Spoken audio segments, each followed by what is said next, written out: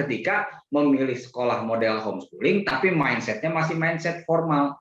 Gitu. Ini yang perlu dibahas awal dulu ya, saya pikir. Jadi memang kalau homeschooling kan awalnya begitu, kayak Albert Einstein itu kan sebenarnya homeschooling sama mamahnya, gitu ya.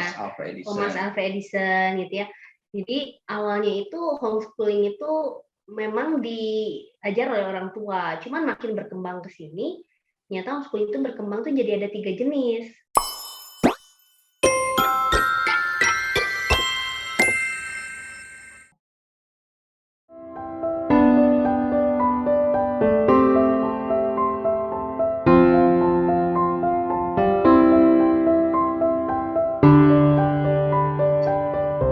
Bertemu lagi di Bincang Anak, sebuah segmen di YouTube Anak Bisa yang isinya adalah bincang-bincang antara tim anakbisa.com dengan para pakar di bidangnya masing-masing. Dia akan memberikan informasi dan edukasi untuk para orang tua pada khususnya dan masyarakat Indonesia pada umumnya. Disertai berbagai pengalaman menarik bukan hanya seputar parenting, tapi juga berbagai topik menarik masa kini yang akan memperlengkapi orang-orang yang berkecimpung dalam dunia pendidikan, parenting, remaja dan anak, serta keluarga di Indonesia. Anakbisa.com sendiri adalah sebuah platform pembelajaran online untuk anak Indonesia yang berisi berbagai kelas untuk membangun keterampilan anak yang dapat diakses melalui www.anakbisa.com. Visi Anak Bisa adalah agar setiap anak Indonesia memiliki keterampilan dan karakter positif untuk aktif berkarya bagi kota dan bangsa. Nah, Bapak Ibu sekalian, Bincang Anak hari ini bertopik kupas tuntas homeschooling. Nah, dan kami telah mengundang sepasang narasumber yang tentu saja pakar dan sudah berpengalaman di bidang ini. Yang pertama adalah Bapak Sandi Triasa. Dia adalah founder dan director Kids Talents dan Lentera Bangsa School. Dia juga adalah board of elder dari Elijah Movement. Beliau juga sudah menulis beberapa buku motivasi. Dan beliau adalah lulusan Sarjana Teologi Sekolah Tinggi Teologi Internasional Harvest. Dan narasumber kita yang kedua adalah Ibu Yohanita. Beliau adalah psikolog di Kids Talent dan Lentera Bangsa School. Beliau juga adalah founder dari Biro Konsultasi dan Pusat Terapi Perkembangan Anak Hope Therapy Center. Dan beliau juga adalah lulusan Magister Psikologi Universitas Maranatha. Baiklah Bapak Ibu, tidak berlama-lama lagi saya akan panggilkan pasangan narasumber kita yang luar biasa hari ini, Bapak Sandi Triasa dan Ibu Yohanita. Halo, Bro Sandi dan Sia. Halo. Ketemu lagi ya. Ketemu lagi ya. Seru ya.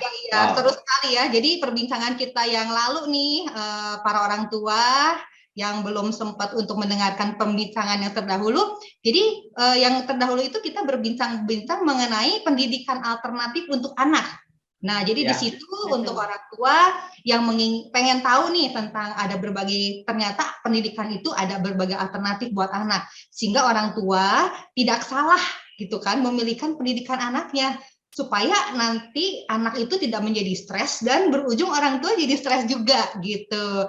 Waktu itu kita sudah bahas buat orang tua yang belum menyimak, nanti boleh juga untuk mencari ya di YouTube channel yang sama Anak Bisa ini, boleh dicari, judulnya adalah Pendidikan Alternatif untuk Anak.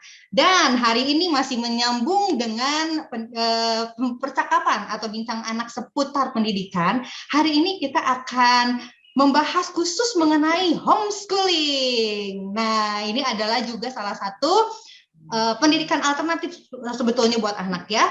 Dan sepertinya ini sudah jadi mulai ada tren gitu ya, Bro Sandi Siswan. Di belakangan ini saya lihat banyak sekali orang tua yang mereka itu mulai tertarik dengan yang namanya homeschooling nih.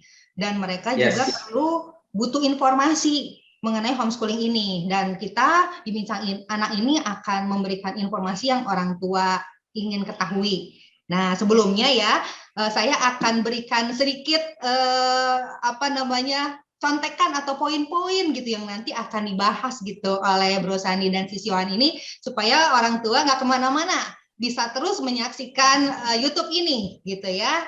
Nanti kita akan bahas mengenai berbagai bentuk-bentuk nih homeschooling. Ternyata homeschooling itu ada berbagai bentuk. Kemudian juga yang pastinya orang tua banyak tanya, gimana nih kemampuan sosialisasi anak gitu. Kalau homeschooling kan kita punya persepsi itu jumlah anaknya sedikit gitu. Gimana nih kemampuan sosialisasi anak-anak yang homeschooling?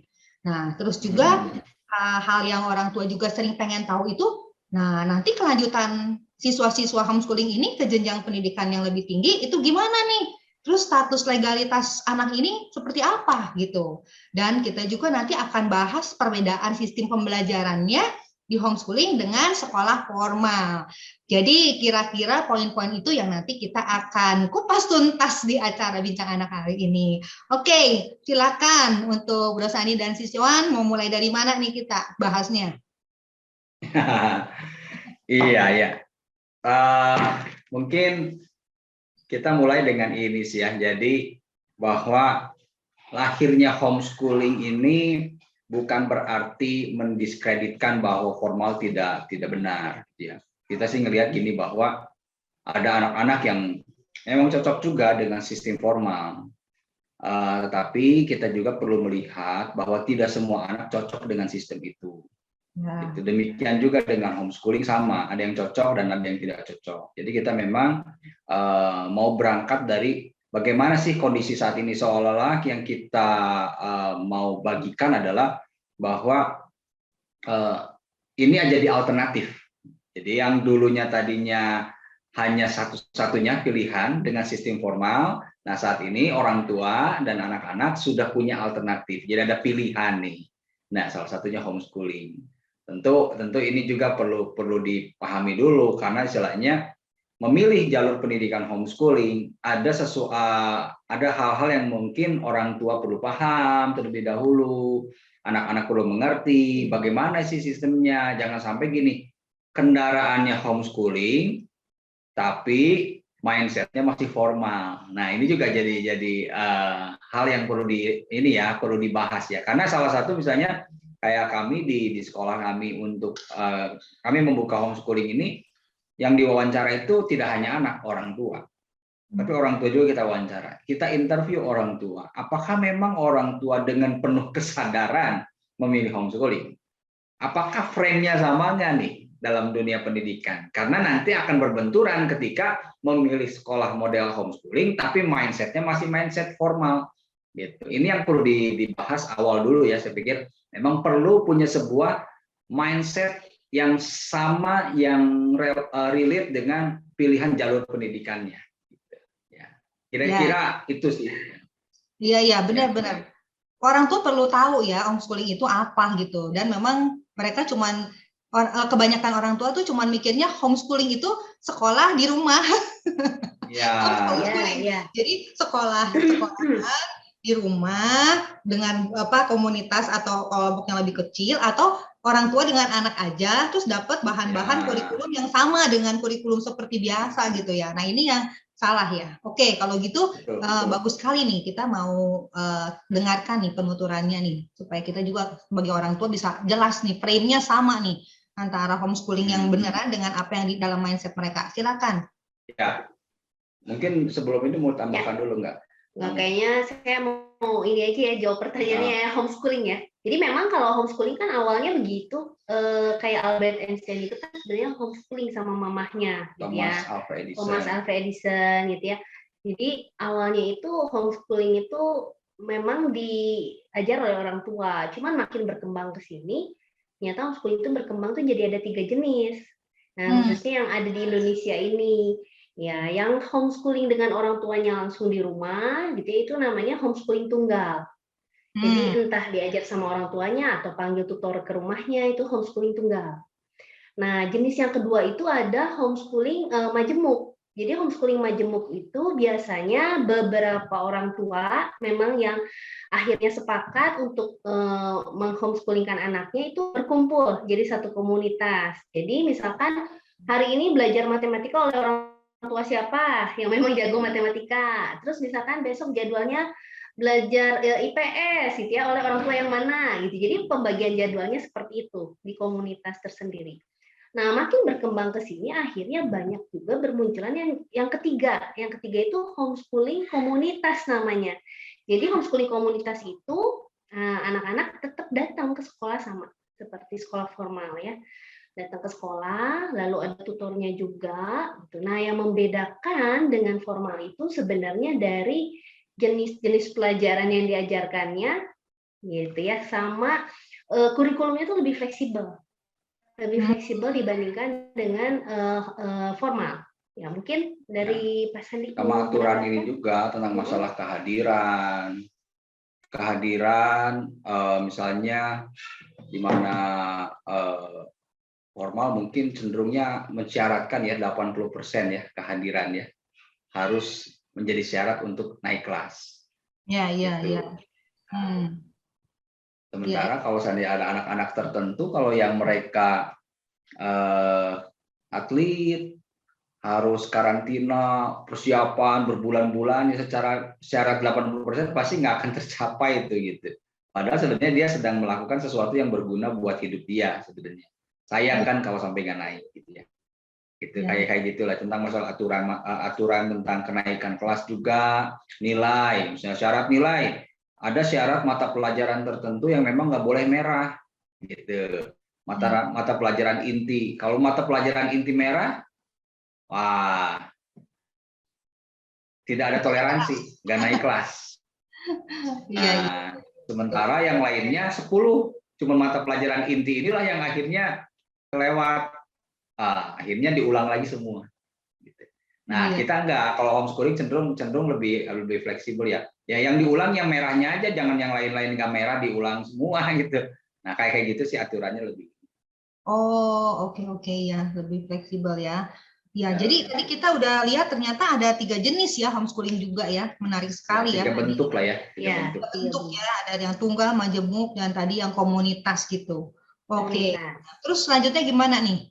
Jadi memang yang selama ini kan stigma yang dialami oleh orang tua adalah ketika melihat homeschooling dalam konteks yang tunggal, gitu.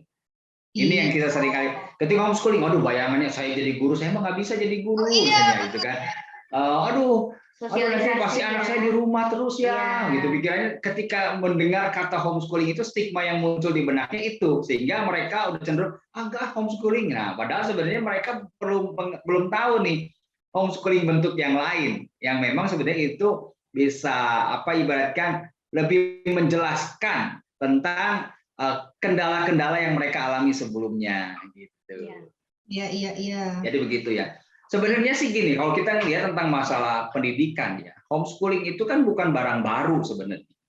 Ini kan sesuatu yang sudah lama. Orang-orang zaman dulu itu adalah mendidik anak, orang tua secara langsung ya.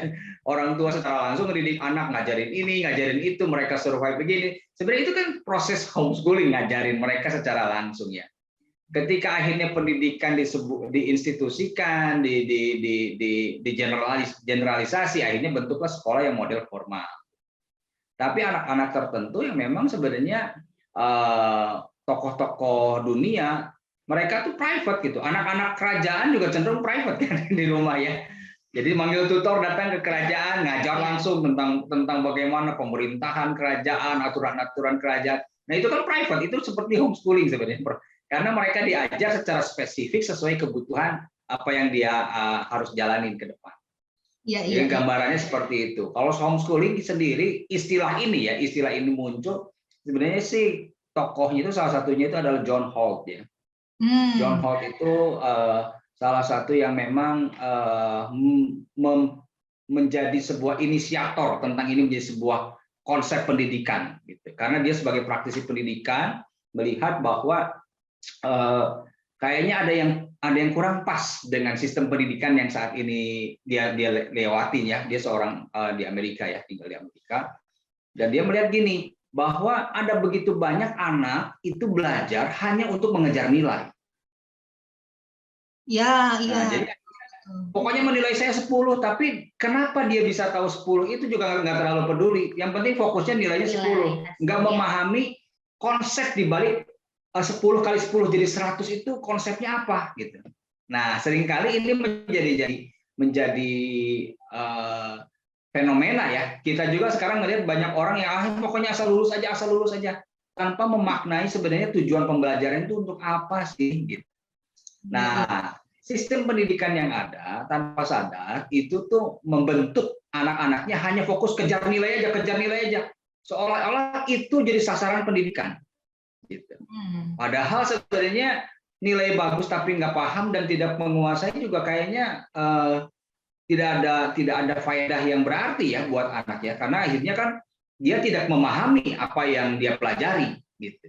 Iya. Dia kan dia merubah itu. Tahun 60 dia mulailah membuat sebuah model pendidikan yang memang homeschooling, di mana itu tuh menjadi sebuah platform yang akhir-akhir ini bahwa pendidikan tuh seperti ini. Gitu. Iya. Kalau di Indonesia sendiri sebenarnya tokohnya Kaseto ya. Ya, Dia yang mempopulerkan di Indonesia salah satu tokoh nasionalnya adalah Kaseto. Sampai akhirnya homeschooling masuk ke undang-undang. Dibikin undang-undangnya. Itu ya. Salah satu yang memperjuangkan Kaseto ya. Oh, secara undang-undang juga udah ya di Indonesia itu ya. Sudah. Berapa tuh kira-kira kalau misalnya di Indonesia? Kenapa? Undang-undangnya yang undang-undang itu kan mulai dari Undang-Undang Sisdiknas itu ya, nomor 20 tahun 2003. Jadi di situ disebutkan gini bahwa kegiatan pendidikan pasal 27 ayat yang berbunyi gini, ayat 1, kegiatan pendidikan informal, homeschooling kan ada informal ya, yang dilakukan oleh keluarga dan lingkungan berbentuk kegiatan belajar secara mandiri. Nah, ini dasar awalnya di situ. Nah, pasal 27 ayat 2-nya bilang begini, hasil pendidikan sebagaimana dimaksud dalam ayat 1 diakui sama. Wah, diakui sama. Ini undang-undangnya udah ngomong diakui sama dengan pendidikan formal dan non formal setelah peserta didik lulus ujian sesuai dengan standar nasional pendidikan. Jadi dari Undang-Undang Sisdiknas itu yang pertama dia mau menegaskan kalau seandainya ada orang-orang yang memilih jalur pendidikan homeschooling pengen diakui oleh negara, dasar undang-undangnya sudah ada. Asalkan peserta homeschooling ini mengikuti ujian nasional. Gitu. Standar yang secara nasional. Iya, jadi kita di sini kita udah jadi dapat informasi bahwa homeschooling itu ternyata cara legalitas sudah ada ya di Indonesia, nggak perlu undang-undang ya. Betul, secara undang-undang. Betul. Tadi itu ada ujungnya kita harus tetap ambil ujian nasional, gitu ya. Yang memang artinya yang akan menyambungkan gitu dengan jenjang pendidikan selanjutnya gitu ya. Yes, betul. Oke. Jadi memang kan kalau dari si kegiatan homeschooling itu kan misalnya konsep dasarnya ya, mereka melakukan pembelajaran secara mandiri segala macam. Tapi ketika mau ikut pengakuan negara, dapat pengakuan dari negara, dia harus ikuti ujian yang diselenggarakan oleh negara, gitu. Prinsipnya begitu. Biasanya administrasi yang menjembatani ini antara peserta didik homeschooling untuk dapat ujian negara itu adalah jembatan itu pendidikan non formal atau PKBM, gitu. Pusat Kegiatan Belajar Masyarakat. Itulah yang bisa mengadministrasi ya, yang menjembatani antara peserta didik homeschooling untuk dapat nomor ujian negaranya, berarti harus ada yang ini nih, gitu. PKBM ini ya, lembaga yang ditunjuk pemerintah untuk bisa mengeluarkan ijazah. Jadi nanti setelah ujian nasional biasanya lulusan homeschooling ini mereka memiliki ijazah paket A untuk jenjang sekolah dasar, paket B itu untuk jenjang SMP ya, paket C itu untuk jenjang SMA. Jadi setara hasil ijazahnya itu kalau misalkan dia mau mendaftarkan ke perguruan tinggi itu tuh ada undang-undangnya dianggap setara dengan ijazah yang memang mereka berasal dari sekolah formal. Itu undang-undang yang nomor 12 ya kalau nggak salah ya. 2000 coba sebentar ya. Nah, ini di kemarin tuh pembahasan yang pendidikan alternatif itu Bapak Ibu bisa juga tuh dengar, karena di sini kemarin itu Bro Sani dan Siswan juga sudah mengupas nih masalah adanya sekolah formal, sekolah non formal, dan sekolah informal. Dan homeschooling ini adalah sekolah informal. Ya, dan kemudian bisa bekerja sama dengan sekolah non formal yang bisa tadi mengeluarkan ini ya, nomor registrasinya dan lain sebagainya. Boleh nanti disimak lagi di video YouTube yang sebelumnya ya, Bapak. Ya. Oke. Nah, ini tadi saya jadi ingat tadi kan Bro Sani sempat ada ngomong tentang stigma tuh. Stigma ya. Jadi ada orang tua yang punya stigma yang salah nih mengenai homeschooling. Mereka berpikir bahwa, waduh, kalau homeschooling ini anaknya di rumah, orang tua yang ngajar itu stres. Nah, selain stigma itu, kira-kira stigma-stigma yang keliru apa lagi nih tentang homeschooling yang biasanya ada di pikiran orang tua nih? Biasanya sih orang tua yang selama ini ya sosialisasi ya, sosialisasi. Aduh, anak saya nih homeschooling kayaknya nanti nggak bisa sosialisasi gitu ya, kan pikirannya begitu ya. Sosialnya ya. Ya, saya sih bisa mengerti gini, ketika stigma itu muncul, mereka sedang membayangkan homeschooling dalam konteks yang tunggal, ya, di rumah sendirian itu, yang di rumah sendirian ya, itu bayangan yang kayaknya banyak melatar belakangi orang tua tentang masalah kendala sosialisasi, gitu. Ya, jadi memang inilah yang memang perlu kita luruskan. Walaupun kita sih melihat begini bahwa kemampuan sosialisasi itu tidak ditentukan dia ada di dalam lingkungan rumah, lingkungan yang 100 orang, 1000 orang, 10 orang, bukan itu penentu utama, gitu ya. Kemampuan sosialisasi seseorang itu lebih cenderung dilihat dari konsep diri anak pertama itu. Anak yang nggak pedean, anak yang nggak pede, mau ada di tengah 1000 orang juga tetap nggak pede. Iya, betul. Konsep diri. Jadi, ya.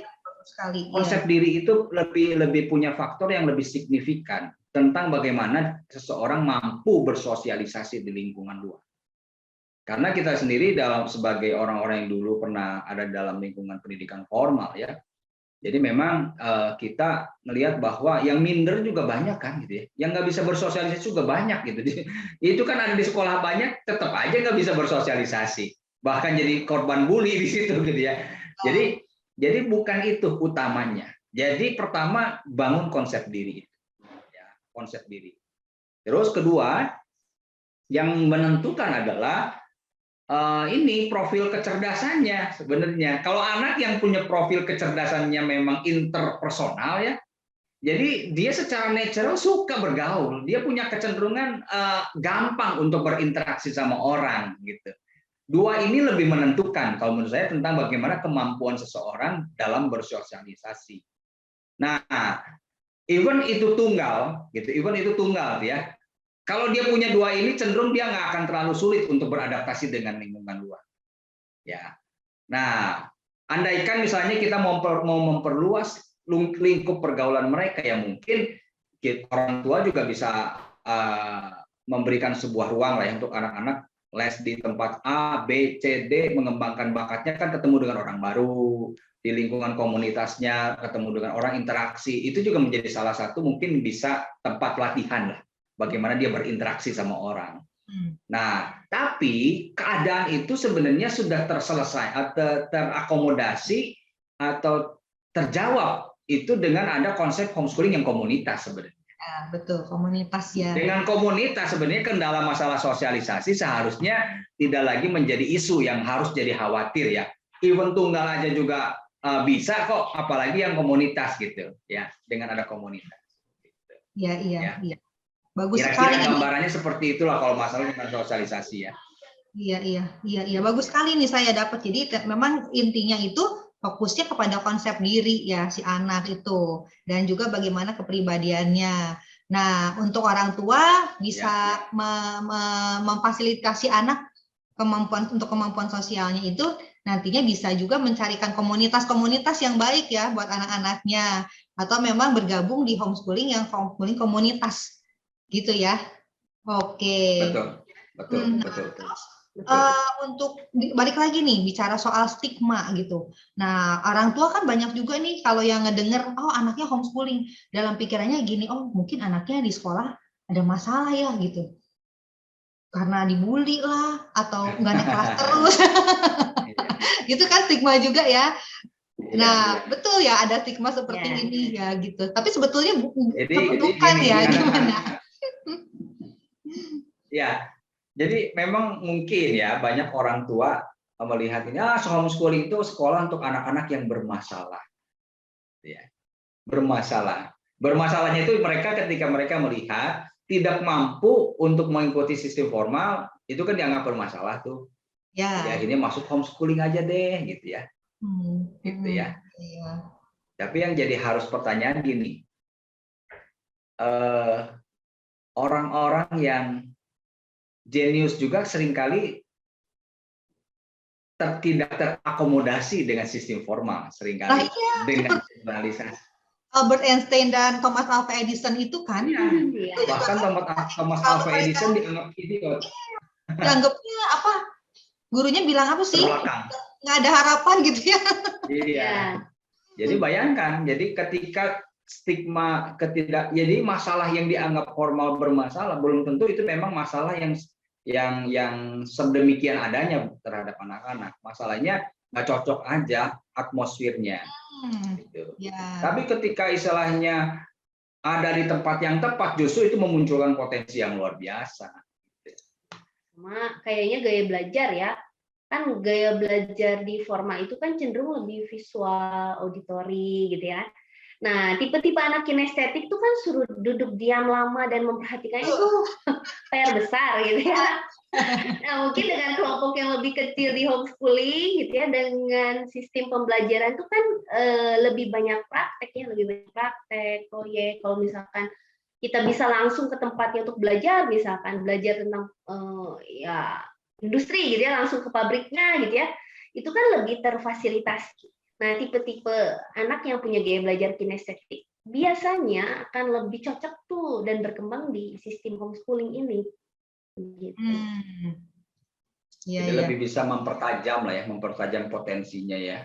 Ya, sama memang ya selain stigma anak berkebutuhan khusus, sebenarnya tadi udah disinggung di awal ya, anak-anak yang berprestasi pun membutuhkan jalur ini gitu, karena fleksibilitasnya itu, misalkan seorang atlet atau misalkan dia yang memang artis dan ya harus ya dalam berapa waktu izin sekolah, itu bisa terfasilitasi dengan proses belajar di homeschooling seperti itu. Dan sebenarnya makin sekarang ya, saya melihat orang tua tuh makin menyadari ya, dengan sistem homeschooling ini mereka lebih punya waktu untuk mengembangkan bakat dan potensi anak. Karena kecenderungan betul orang tua sekarang tuh mereka menyadari anak itu tidak hidup hanya dari nilai rapot gitu ya, tapi mereka juga akan hidup dari skill yang mereka punya.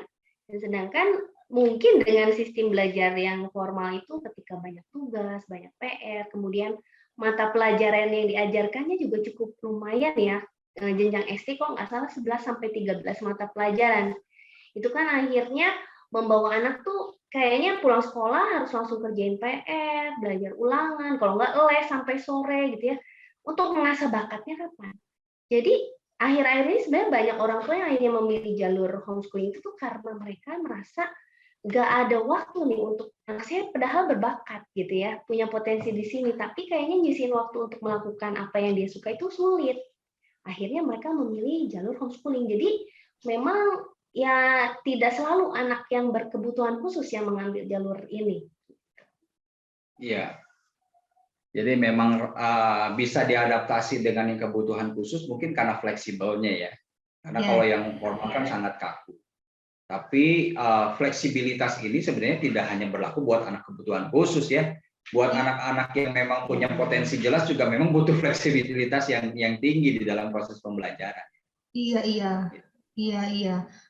Ya, wah saya di sini bisa. Jadi di sini barusan saya melihat ada sisi lain nih dari homeschooling gitu. Bahwa homeschooling itu juga adalah sebetulnya satu sarana nih buat orang tua yang memang atau anak-anak yang memang mereka udah punya bakat spesifik tertentu gitu ya. Gitu. Jadi kalau di sekolah kan seperti yang tadi si Syuan bilang kan kita belajarnya tuh semua sama gitu kan. Semua dari A sampai Z kita harus belajar. Dari A sampai Z semua harus bisa. Nah, sedangkan kalau dari penjelasan berarti memang di homeschooling itu karena fleksibel mereka bisa mengkhususkan untuk anak-anak tertentu yang memang dia berbakatnya di A sampai D gitu. Mereka fokus ke sini gitu kan. Sedangkan yang lain-lainnya itu hanya untuk pengetahuan tambahan gitu. Jadi memang stigma untuk anak bermasalah, hanya untuk anak kebutuhan khusus itu adalah stigma yang keliru ya dari orang tua. Gitu. Untuk orang tua yang memang nggak selalu untuk itu gitu. Ya, nggak selalu untuk itu. Bahkan untuk anak-anak yang tadi dikatakan anak-anak yang memang mereka juga punya punya kalau kita belajar mengenai berbagai macam jenis intelijensia gitu kan tuh ada macam-macam. Nah, itu ada yang mungkin memang butuh kecerdasannya harus sekolah homeschooling gitu ya. Gitu. Ya, ini menarik sekali nih, informasi yang bagus sekali nih buat orang tua supaya orang tua nggak hanya terpatok di satu aja nih. Ternyata masih punya banyak alternatif nih untuk anaknya untuk bisa di sekolah di homeschooling. Dan homeschooling seperti apa juga nanti orang tua juga perlu tahu ya mana kira-kira yang paling cocok untuk anaknya. Oke, nah tadi kan sempat kalau misalnya homeschooling juga nih, stigma juga nih. Nah, kalau di sekolah formal kan pendidikannya kan padat dan banyak. Ada orang tua mikir, aduh nanti kalau di homeschooling terlalu santai lagi anaknya. Terlalu santai itu nggak jadi tough gitu. Wah, orang tua kan gini. Kalau saya pernah mikir gini nih, kalau anak dimasukin ke sekolah formal nih yang berat, orangnya banyak, mereka punya daya juang gitu, punya jiwa kompetisi. Masuk ke dunia nyata gitu kan. Kalau di homeschooling nanti anaknya terlalu lembek gitu, dia nggak melihat dunia nyata, nggak lihat persaingan orang banyak. Nah, mengenai hal ini gimana nih? Ya, begini, kalau seseorang suka terhadap apa yang dia lakukan, cenderung dia akan fight di situ. Nggak usah disuruh dia akan fight dengan apa yang dia suka. Nah, yang menjadi persoalan adalah gini, ketika dia harus fight terhadap sesuatu yang dia nggak suka, terhadap sesuatu yang tidak relate dengan diri dia, itu akan menjadi sebuah perjuangan yang penuh darah gitu ya, air mata gitu yang tidak perlu, yang sebenarnya itu nggak perlu juga dia harus menanggung beban seperti itu. Stres diperlukan, stres tentu mengembangkan bakat juga itu akan stretching kan sebenarnya itu stres, tapi stresnya perlu, stresnya yang baik untuk kapasitas dia, tapi banyak seringkali kita ngelihat bahwa anak-anak itu menanggung stres yang nggak terlalu relevan buat masa depan dia. Iya, betul. Saya pikir memang kita tidak sedang mencemplungkan anak kita ke hutan rimba yang memang ya udah lu bertahan deh. Kalau akhirnya lu jadi pemenang ya itu berarti lu hebat. Nah, masalahnya kalau kayak gitu yang menang cuma satu. Yang menang cuma satu. Makanya di sekolah-sekolah juara ranking 1 ya, ranking 1 dia jagonya di situ doang. Bayangin kalau anak kita punya kemampuan yang lain, diukur dengan yang jago matematika, anak kita jagonya gambar, atau jagonya olahraga, jagonya musik, diukur dengan yang diukur dari standar yang jago matematika, yang nggak bisa. Iya. Ukurannya kalau begitu. Yang jago matematika disuruh main musik juga belum tentu bisa. Yang jago fisika suruh gambar bagus juga belum tentu bisa. Tapi diukur yang ukuran-ukuran yang selama ini ada, seolah-olah kemampuan anak itu hanya diukur dari sisi kognitif, akademisnya. Tidak memberi ruang pada mereka yang punya kemampuan yang lain di luar itu. Jadi sebenarnya kalau menurut kita, anak kita tidak bersaing sama orang lain. Anak kita itu bersaing dengan dirinya. Dia tidak compete dengan orang lain. Dia bersaing dengan dirinya. Kalau memang dia kapasitas 10, dia lakukan 7, berarti dia tidak melakukan maksimal yang seharusnya. Nah, apa yang harus dilakukan ketika dia punya kapasitas 10? Dia bersaing dengan dirinya supaya kapasitasnya itu bisa menjadi maksimal. Dia tidak perlu compare diri dia dengan orang lain yang punya kapasitas yang berbeda dengan dia, nggak perlu. Dia hanya compare dirinya dengan kapasitas maksimalnya dia. Jadi yang terbaik versinya dia, bukan jadi yang terbaik versinya orang lain. Gitu. Iya. Wah, ini makin seru nih. Saya jadi punya banyak pertanyaan nih ya di otak saya nih. Kalau tadi ya bicara mengenai menemukan minat dan bakat anaknya yang sesuai, itu kalau kita bisa membimbing anak atau memfasilitasi mereka dari sejak kecil gitu kan, itu kan bagus banget ya. Sangat bagus gitu. Terus tadi juga pengembangan konsep diri, tentang dirinya dan lain sebagainya, itu dari sejak kecil itu oke. Nah, tapi saya tuh jadi mikir nih, tadi kan dia seperti berkompetisi dengan dirinya sendiri gitu. Nah, tapi saya berpikir kalau orang makin dewasa kan dia akan harus siap gitu masuk ke dunia nyata gitu kan, sebenarnya dunia yang memang penuh persaingan dan lain sebagainya gitu. Nah, saya pengen tahu nih, kalau untuk anak-anak yang homeschooling ini biasanya usia berapa mereka itu, atau saran sebaiknya mereka itu bisa bergabung ke pendidikan yang formal itu kira-kira kapan nih? Apa dilihat dari kedewasaannya atau kebutuhan pendidikannya atau kapan nih? Sebenarnya sih kalau kita ngelihat gini, kalau dilihat dari fase perkembangan seseorang, sebenarnya kan masa kuliah itu masa spesifikasi ya. Ya, betul. Fase di mana mereka itu spesifikasi untuk akhirnya mempertajam apa yang menjadi minatnya dia dan potensi yang dia punya. Itu spesifikasinya ada di kampus, di kuliah. Nah, jadi sebenarnya di dalam masa SD sampai SMA ini, kalau saya lihat sih selama anaknya oke-oke aja, sebenarnya stay di homeschooling juga aman-aman saja sebenarnya. Karena sebenarnya ini tuh sedang memberikan dasar untuk akhirnya dia lebih siap masuk ke dalam perguruan tinggi yang udah lebih spesifikasi lagi. Iya. Nah, fenomena yang kita sering kali lihat kan gini, anak kalau datang konsul sama kami, anak kelas 2 SMA, kalau nggak kelas 3 SMA, mereka lagi bingung, saya mau kuliah apa ya? Kebayang nggak sih? Iya. SMA kelas 2, SMA kelas 2, kelas 3, atau kelas 11 sama kelas 12 itu, dia konsul pengen tahu, saya kuliah harus jurusan apa ya? Lah, emang selama ini nggak dikenalkan apa yang menjadi potensi kamu? Kan itu bukan waktunya dia nyari-nyari sebenarnya. Ketika dia udah mau masuk kuliah itu, dia lah seharusnya udah jelas, saya mau ini, kenapa? Ini bidang yang saya kuat, ini bidang yang saya suka, ini bidang yang menjadi kapasitas saya. Nah, masalahnya ketika kebingungan itu terjadi, itu disebabkan karena apa? Dari fase sebelumnya, itu nggak punya dasar untuk dia jadi dirinya sendiri. Dia mengenali dirinya sendiri. Jadi kalau seandainya kita bilang kapan timingnya, sebenarnya kalau seandainya mau ini sampai SMA homeschooling juga fine-fine saja sebenarnya. Sampai nanti tinggal masuk kuliah aja, karena memang fase kuliah sudah harus spesifikasi lebih tajam lagi di sana. Gitu. Iya, betul. Bahkan mungkin kalau menurut saya ada situasi-situasi tertentu, potensi tertentu yang memang nggak perlu kuliah juga, yang ngapain harus kuliah. Kalau memang ternyata dia, contoh gini. Belajar sendiri gitu ya, zaman sekarang kan bisa ya lewat online, internet, belajar segala macam sendiri, betul juga, betul ya. Karena ada gini, ada bidang-bidang pekerjaan tertentu yang tidak ditentukan oleh ijazahnya, tapi oleh karyanya. Ya. Jadi mereka itu produktivitasnya itu dilihat dari karya, bukan dari selembar ijazah. Kecuali kalau dia mau ada di dalam lembaga yang memang membutuhkan akademis, itu yang memang ada lah yang bidang. Tapi bidang-bidang yang lain ternyata ijazah juga tidak terlalu bicara kuat dan tidak terlalu menentukan. Gitu. Untuk sejauh mana dia bisa berkarya. Ini ada kisah menarik ya, kita cerita sama satu orang anak di kita, gitu ya. Jadi anak ini tuh masuk nggak dari kelas 1 SD, jadi dia sempat ada di sekolah formal sampai kelas 3 SD lah.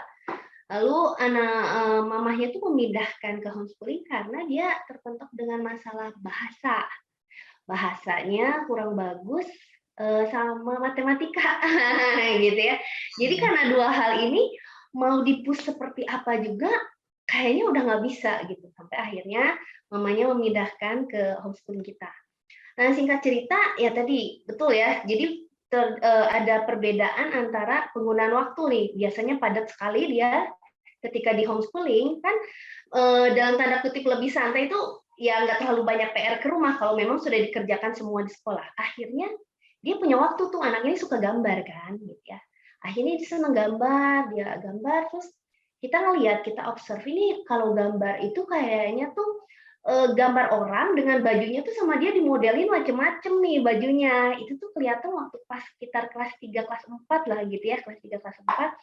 Akhirnya sarankan nih anak kayaknya suka ya sama desain baju. Coba deh gitu ya dikasih private les tentang desain baju gitu ya, waktu itu tuh ada gitu ya, kebetulan ada guru-guru juga di kita. Akhirnya dia ngambil after school-nya itu desainer gitu ya. Nah, fashion designer. Jadi yang amazing-nya banget kan karena passion ya di situ ya. Tiap hari tuh kayaknya tidak ada hari tanpa menggambar gitu ya. Jadi kan si fight-nya itu tuh muncul dengan sendirinya, tadi seperti yang dijelaskan, kalau seseorang punya passion di situ, fight-nya akan muncul karena dia suka ngelakuin itu. Sampai karya pertama dia itu jadi, kalau nggak salah tuh ketika dia kelas 6 SD gitu, dia udah menciptakan beberapa model baju pesta. Dan itu tuh akhirnya dia bisa jahit sendiri kelas 6 gitu ya. Kita juga amazing, kelas 6 SD mana bisa begitu gitu ya. Anak-anak tuh punya potensi yang luar biasa ternyata ketika dia menemukan passionnya dia kan.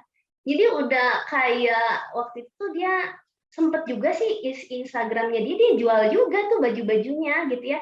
Ada beberapa orang juga yang berani pesen, terutama baju-baju pesta karyanya dia. Dan yang amazingnya lagi, dia bisa jahit semua sendiri, cari bahannya sendiri. Sekarang tuh anaknya udah di kelas 3 SMP ya, kelas 3 SMP gitu. Dan akhirnya ya udah tahu ya, udah kelihatan di situ bidangnya, udah nggak melirik yang lain, udah tahu jelas dia akan ke situ gitu. Mau ambil kuliah pun ya istilahnya akan jurusan itu, belum berkuliah pun sudah bisa menghasilkan sebenarnya anaknya sekarang gitu, udah punya tabungan sendiri dia gitu. Jadi memang awal-awal kita melihat kayaknya santai ya anak gitu ya, tapi dengan situasi waktu santai itu tuh anak bisa menemukan apa yang dia suka, melakukan kegiatan yang dia suka, yang akhirnya mengerucut gitu ya. Di kita sebenarnya penilaian bakat dan potensi masuk ke rapot ya gitu, karena kita nge-push orang tua itu untuk mengeksplor anaknya sedini mungkin, lakukan apa yang kegiatan yang anak suka gitu ya, di guidance sampai akhirnya nanti ketika SMP tuh ada wawancara lagi sama orang tua sama anaknya, kira-kira ini anaknya mau memilih bidang apa ke depan, coba sebutkan 3 profesi atau 3 bidang yang kamu suka gitu ya. Jadi dari SMP kita guidance terus gitu ya, dengan konseling berkala gitu ya, ada proses coaching juga. Sampai akhirnya waktu mau masuk SMA dia udah tahu mau bidangnya apa dan kuliahnya di mana. Jadi keputusan untuk dia jadi apa itu proses panjang sebenarnya. Dari explore ketika SD, SMP, SMA sampai akhirnya punya satu kesimpulan, ya bidang saya akhirnya ini. Gitu. Nah itu yang mungkin kita ngelihat dengan sisi luangnya waktu di homeschooling itu, kita berharap anak menemukan potensinya, anak menemukan dirinya gitu. Iya. Karena kan kalau seandainya dia terlalu fokusnya di tugas akademis, dia nggak punya ruang cukup untuk merilekskan diri dia, menginternalisasi diri dia tentang apa sih yang dia suka, apa yang dia minta. Karena udah habis nih waktunya di sini nih. Wah, dari pagi subuh udah siap-siap berangkat, jam 6:30 sudah berangkat, pulang sekolah jam 2, setengah 3, istirahat setengah jam, les lagi pelajaran sampai malam. Waduh, dia nggak punya ruang akhirnya, nggak punya ruang untuk rileks melihat diri dia apa yang dia suka. Nah, makanya itu mindset itu yang tadi di awal kita bahas. Kalau memilih homeschooling mindsetnya formal, dia akan berpikir begitu, terlalu santai ya, tugasnya kurang banyak ulangan. Waduh, seolah-olah yang bagus itu banyak PR, banyak ulangan. Iya. Mindset itulah yang harus berubah. Iya. Mindset itu yang harus berubah, karena yang sebenarnya diperlukan anak bukan itu. Kebayang nggak sih sekarang kalau misalnya dia udah punya gambaran gini, oh saya mah kayaknya bidang saya akan jadi musisi profesional. Bayangin ketika dia harus ikut ujian sinus, kosinus, tangen, kotangen, udah mabok tuh. Dia keburu berdarah-darah dulu mikirin itu apa itu sinus, itu yang tahu juga saya tahu sinusitis gitu. Tapi ketika dia di-push di situ, ya nggak ngerti, nggak bisa, tapi akhirnya banyak emosi, energi yang nggak perlu gitu. Ya nggak perlu itu ya intinya. Nggak perlu gitu loh. Ya, sementara dia udah tahu tracknya itu akan optimal sebagai musisi profesional. Gitu. Kenapa harus belajar itu? Gitu. Harus ngabisin ruang di sini gitu. Iya.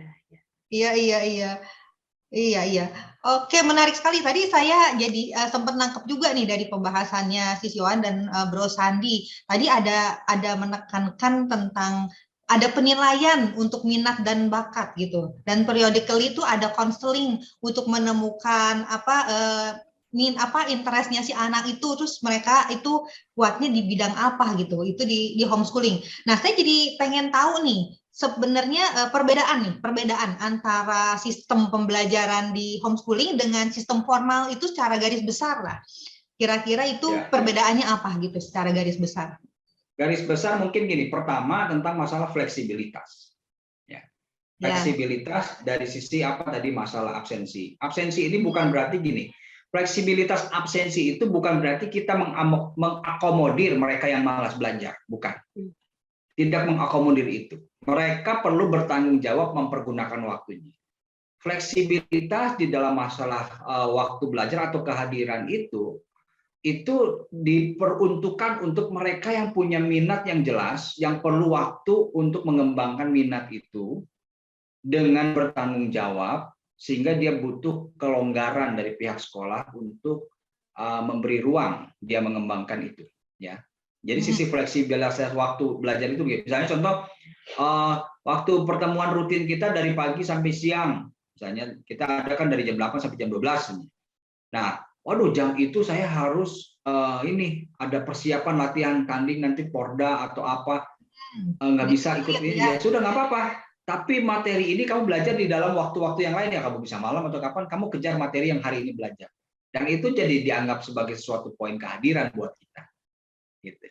Ya. Oh iya. Dari sisi itu bebas menentukan di dalam ini. Yang penting target materi ini kamu lihat ya, ini kamu bisa kerjakan di sela-sela waktu kamu yang memang memungkinkan untuk kamu bisa mengejar ini. Sisi itu fleksibilitas. Kedua, sisi mata pelajaran. Gitu. Mata pelajaran yang kita, karena memang kita punya fleksibilitas dalam menentukan bidang-bidang yang akan dipelajari. Ya, bidang-bidang yang akan dipelajari. Misalnya contoh, kalau seandainya kita mau tetap mau ada ijazah nasional, berarti materi-materi yang dipelajari di ujian nasional apa aja sih? UNBK, matematika itu kan?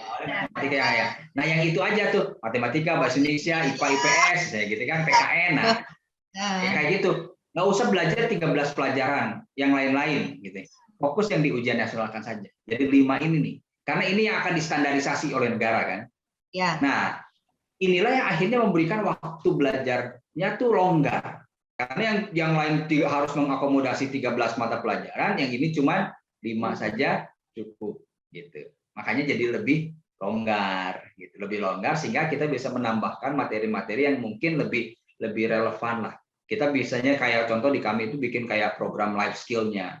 Life skill itu ada soft skill, ada hard skill. Hard skill-nya itu fokus ke digital entrepreneurship.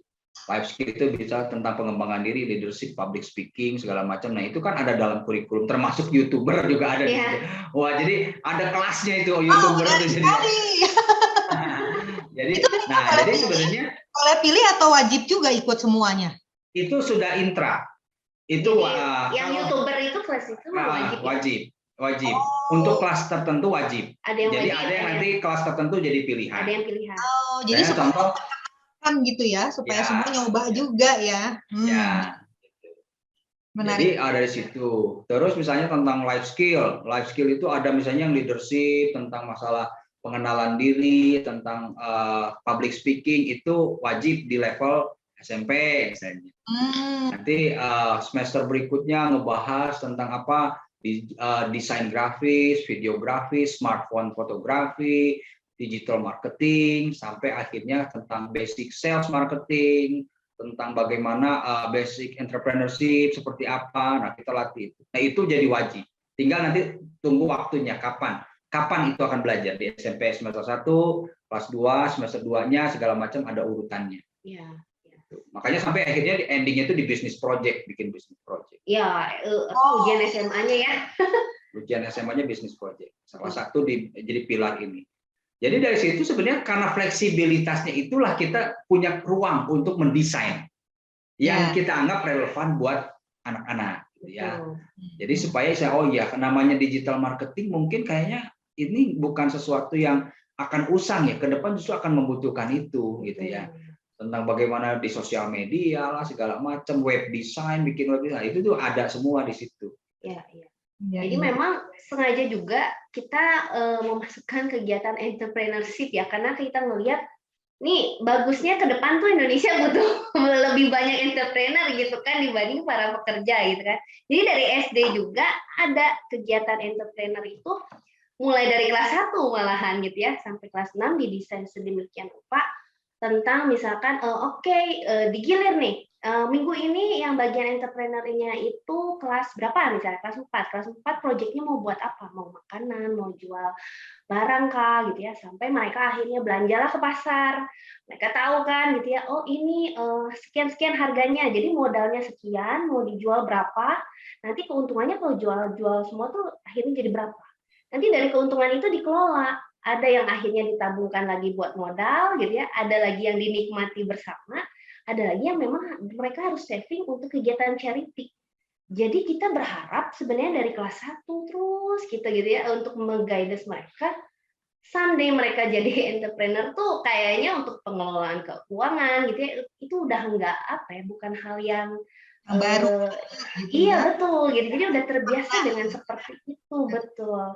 Menanamkan sejak kecil. Nah, kepikir kita memang dengan fleksibel kurikulumnya itu akan lebih enak ya, menambahkan segala sesuatu yang mereka butuhkan ke depannya apa. Iya. Itu kekuatan fleksibilitasnya ya.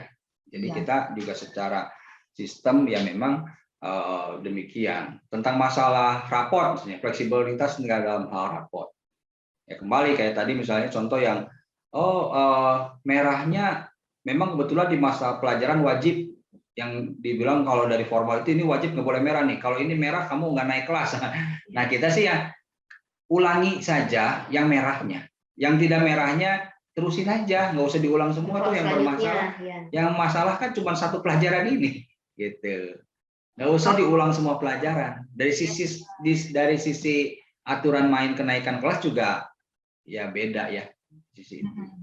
Jadi bukan hanya gini punya homeschooling itu tidak hanya memindahkan proses belajar dari sekolah ke rumah, bukan itu.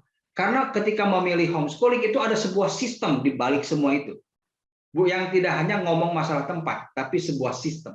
Sistem paradigmanya harus berubah gitu, aturan mainnya berubah gitu. Nah, itu yang dibilang tentang masalah alternatif ya.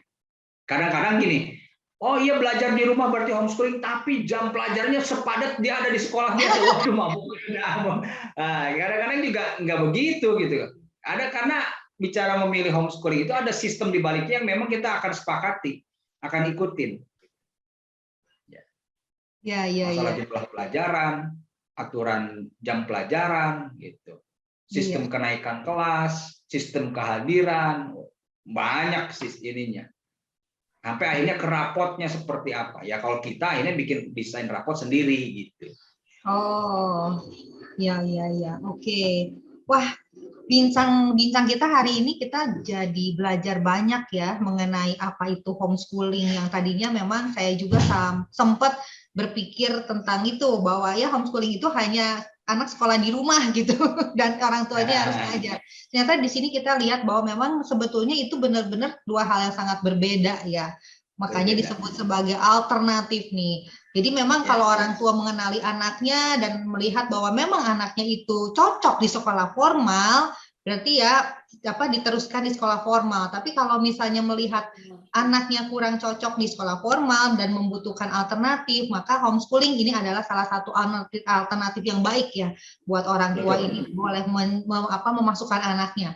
Ya, dan kita juga tadi lihat gitu dari berbagai sisi ya, dari segi legalitas ya, dari sisi untuk meneruskan juga ya ke jenjang pendidikan yang lebih tinggi, kita tadi juga sempat dibahas. Nah, untuk ini apa ada tambahan nih untuk jenjang? Apa tadi sudah dibahas semua ya? Sudah ya tadi ya, kalau nggak salah. Menarik sih begini ya, bahwa dulu itu kami dari para homeschooler ini tuh perlu mempresentasikan ke kampus-kampus bahwa ini kami punya lulusan gini loh. Tolong dipertimbangkan untuk diterima di dalam ini apa tuh, para pejuang homeschooling itu mempresentasikan itu ke kampus-kampus gitu ya. Tapi yang menarik tuh fenomena saat ini berbeda. Fenomena saat ini kita sudah melihat banyak kampus-kampus membuka ruang, memberikan jalan. Anak homeschooling masuk sini, masuk sini. Udah beda sekarang. Jadi trennya sudah berubah. Pemahamannya juga sudah lain ya soalnya. Kampus-kampus punya pemahaman juga udah beda, udah tahu banyak gitu, dan udah terbukti ya dengan anak-anak. Jadi memang karena mungkin melihat lulusan-lulusan homeschooling ternyata survive dan bagus, berprestasi di perguruan tinggi gitu. Nah, ini yang akhirnya membuat mereka mau mulai memperhatikan, seperti ternyata ini kualifikasinya juga wow, keren juga nih, bisa dipertanggungjawabkan gitu ya. Ada yang dari kami masuk ITB, ada dapat beasiswa di mana, segala macam, nggak jadi masalah. Masalah ya. Bahkan kalau memang kan kayak kami ini kebetulan yang memang kerjasama dengan salah satu kampus yang ada di Bandung, memang mereka akan ngasih jalur khusus lulusan kami masuk situ udah ada aksesnya. Makanya kayak tadi itu yang contoh anak-anak kami yang fashion designer, sudah bisa ngelihat tuh kelasnya di kampus ini ada fashion designernya. Jadi udah bisa datang ke sana, ketemu dengan dosennya. Oh ini ya, nanti kalau kamu kuliah di dalam fashion design itu begini nih, sudah mulai dikenalkan nih. Sama kalau ada workshop boleh ikut gitu. Jadi ya lumayan ya gitu. Jadi portofolio lah nanti buat mereka. Iya, wah, jadi mereka bisa start lebih awal ya, lebih start lebih awal. Iya betul. Lebih awal dan lebih tajam gitu ya. Iya. Oh iya. Wah, menarik sekali ya percakapan hari ini. Tadi kita udah bercakap-cakap sesuai dengan apa yang tadi saya sudah nyatakan ya di awal. Kita udah belajar, kita mendengar tentang berbagai bentuk homeschooling, terus status legalitasnya dan kelanjutan ke jenjang yang lebih tinggi. Kita udah bahas juga tentang tadi kemampuan sosialisasi anak-anak yang sekolah di homeschooling. Juga tadi perbedaan mendasar sekolah homeschooling dengan sekolah umum. Ya, jadi kita dapat informasi yang hari ini tuh lengkap ya dari Bapak Sandi dan Ibu Yohan ini. Kira-kira ada poin apa ya yang saya lupa untuk menanyakan? Apakah sudah semua? Sudah sih ya, kalau kita perhatiin sih memang seputar itu ya, rata-rata orang tua nanya-nanya seputar yang tadi. Dan saya pikir memang ini karena belum tahu aja selama ini tentang detailnya nih homeschooling itu seperti apa ya. Kita sih berharap dengan sesi kali ini bisa lebih terbuka ya wawasannya, melihat homeschooling dengan lebih jelas, sehingga para orang tua yang sedang pengen tahu tentang homeschooling cuman kayaknya tuh wawasannya belum cukup, pemahamannya belum cukup, diharapkan sih dari sini bisa mulai ngerti ya. Jadi lebih punya sebuah keyakinan bahwa ini akan jalur yang saya pilih. Iya, betul sekali.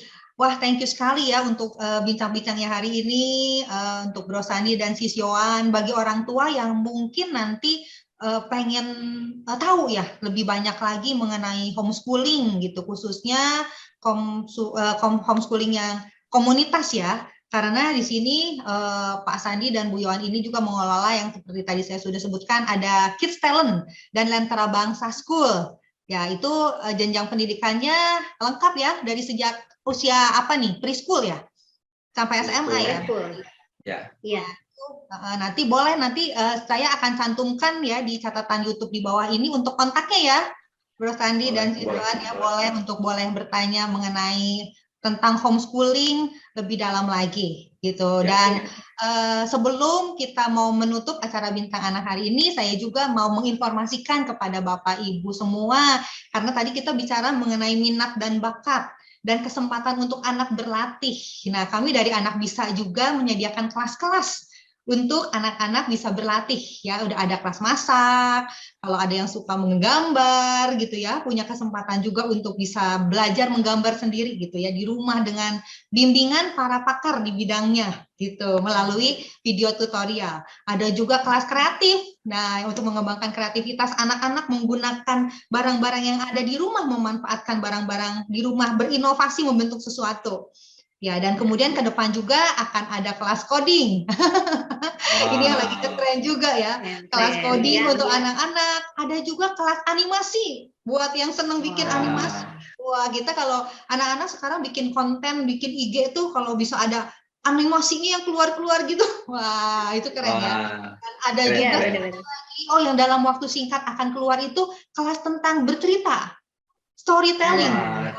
Itu melatih anak-anak tuh untuk bisa kemampuan mereka bisa berbicara di depan, menceritakan sesuatu gitu. Itu akan sangat berguna gitu. Jadi untuk Bapak Ibu sekalian memang yang mau berminat dan mengikuti terus perkembangan kita Anak Bisa untuk memperlengkapi dan membantu Bapak Ibu menemukan bakat dan minat anak, boleh untuk masuk ke website kami di www.anakbisa.com, juga untuk follow Instagram kami di anakbisa_id. Begitu, terima kasih untuk siang hari ini Bapak Iwan dan Bapak Sandi dan Ibu Yohan yang sudah berbagi mengenai homeschooling. Hari ini benar-benar kita sudah kupas tuntas ya mengenai homeschooling ini, dan saya harap ini pastinya berguna buat kita semua orang tua yang mau memberikan pendidikan yang terbaik buat anaknya. Demikianlah hari ini kita telah mendengarkan bincang-bincang yang sangat seru dengan narasumber kita. Dan untuk mengikuti terus berbagai topik dalam Bincang Anak, jangan lupa untuk subscribe YouTube channel Anak Bisa, dan juga boleh like, komen, dan share kepada teman-teman lain yang membutuhkan. Bersama Anak Bisa, semua pasti bisa. Sampai jumpa dan salam sehat selalu.